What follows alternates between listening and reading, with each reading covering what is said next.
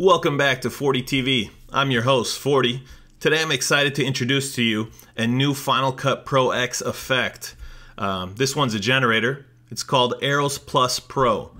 Basically, it can generate 15 different animated arrows to use to your heart's content.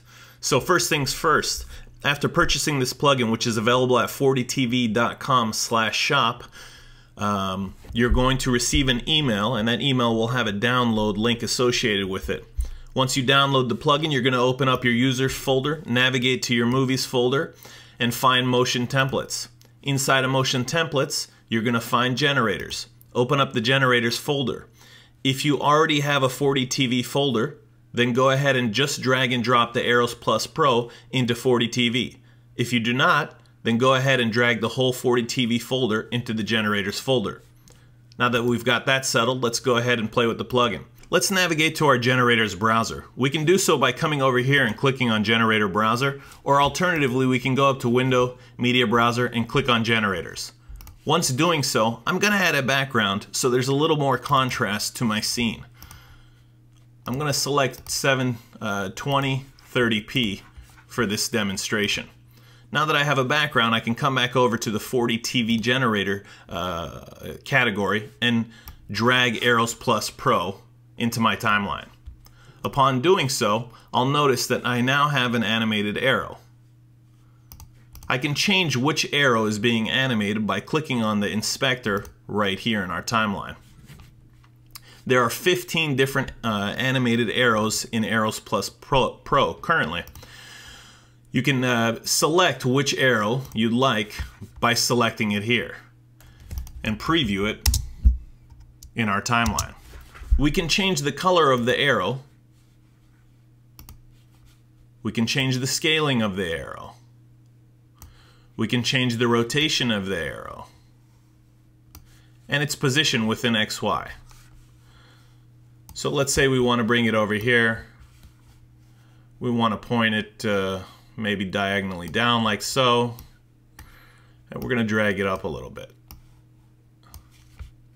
We can increase blur around the arrow. For example, if we wanted this to be part of our background, maybe blur this out a little bit so it doesn't draw as much attention. Especially if this is against a solid background, this could look extremely abstract. We're going to set the blur back down to 0.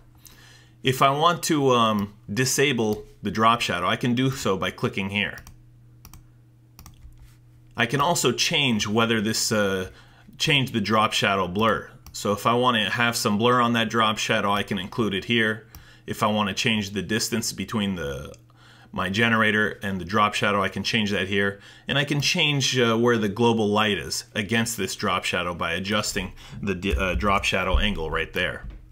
I'm going to go ahead and go through the different arrows so you can see what they look like. I'll go ahead and delete this one, re-add this back in so it has, and I'll cycle through. The first 3 arrows are included in Arrows Plus Light, so I'm going to start with number 4. I'll scrub back to the beginning of my timeline and allow you to preview it. I'll go back to the beginning and select arrow 5. Arrow 6. Arrow 7. Arrow 8. Arrow 9. Arrow 10. Arrow 11. Arrow 12.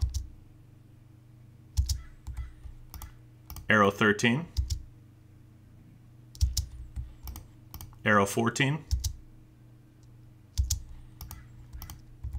And arrow 15.